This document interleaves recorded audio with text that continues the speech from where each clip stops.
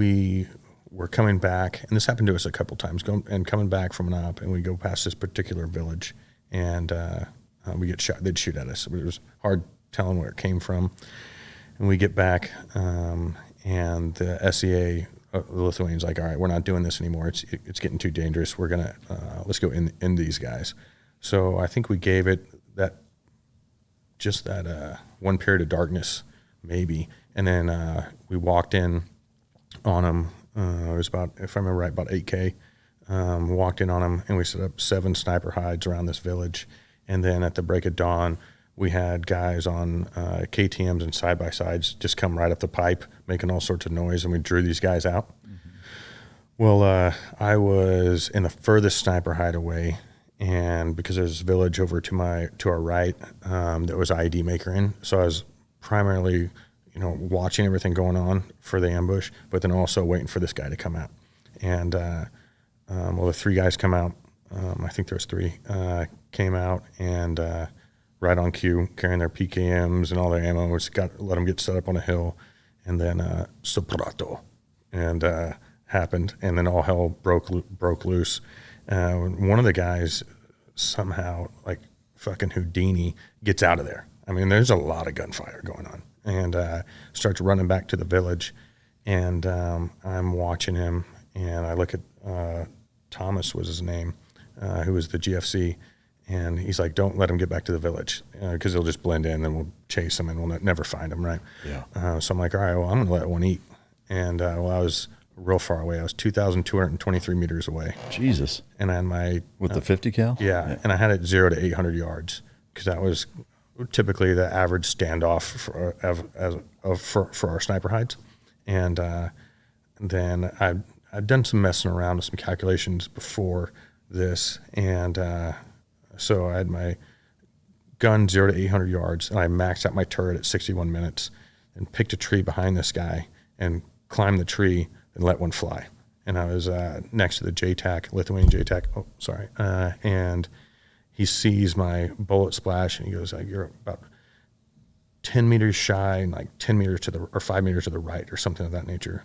So I just sent another one. He's 5 meters right in front of him. I'm like, all right, send another one. And he looks at me, he goes, I think you got him.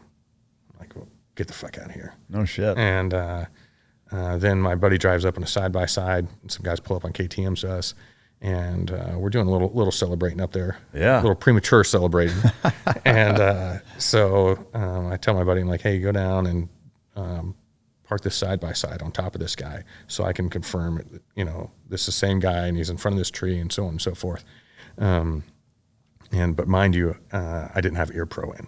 Oh, wow. Because it happened fairly quickly. Yeah. And so I'm deaf as shit at this point, and anyway, my buddy drives down the side-by-side, and then, I don't know, 15 minutes later, the GFC walks over to me. He's like, hey, good news, bad news. I'm like, bad news. He's like, you didn't hit him. I'm like, fuck. He's like, good news is Red Dog, the guy I talked about before, took his head off. Oh, like, shit. So I crowd him down. I scared the shit out of him, I guarantee that. Yeah. Crowd him down into this little wadi. Then he popped up, and he was about 400 yards away from another hide. Yeah. And looked right at him and dropped him. Oh, yeah. Damn. So he got him with a 400-yard shot? Yeah, with a 50 cal. Holy shit. Took his head completely off. Yeah, it would vaporize it. Yeah, there was a skin flap. I never went down and saw the body, but I saw pictures. It was just as if someone took a scalpel from here to like around his eyes and cut off that piece of skin and laid it on his chest. It was just the skin? Yeah. Wow. That's a brutal fucking weapon, no doubt about it. It's a game changer. Yeah. I mean, even just the sound and the impact, even if it hits nothing, the psychological value that thing has is significant. It changes the dynamics of the battlefield when that thing goes off, for sure. It's like an A-10. Yeah. Did you guys have any cool close air support drops? With some Apaches and some Kiowas. And assuming... On that same deployment? Yeah, correct. With so Lithuanian forces calling in, or were you guys calling in? So this is actually, Lithuanians have a notoriously long turnover. So I flew up to Kalat, and Team 10 was there, and Team 10 was running the VSO mission at that time. That was their year-long deployment. And went in and met with the SEA there. I said, hey, I'm a free body for the next at least 30 days. I don't want to sit around and do nothing while this turnover happens. Yeah. And he's like, "Oh, I got a perfect spot for you." And then and that was in Bog, so Fob Lane, out at that VSP.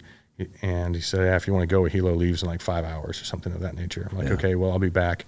So took a helo back to our base, which is only about a 5-minute helo ride, and told my OSC, he's like, "Perfect."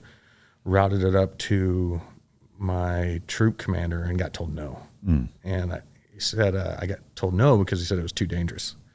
Well, that was my platoon commander. And then my troop commander's little brother was out at one of these VSPs also, and it immediately crushed it. He's like, "Negative. Samuel, go. More team guys equals more firepower, or which equals more aggression, which equals more firepower. Happy hunting." I'm like, perfect. Yeah. And then I got back on a helo, went over to the other base, and went out to VSP Bog that night. And in that same time frame, were you guys calling in close air support? We only did that during a gunfight one time. Yeah, we called in we had like 120s back at the back at our little mud hut at our so we called in those a couple times, but never any fixed wing air support, just rotary wing.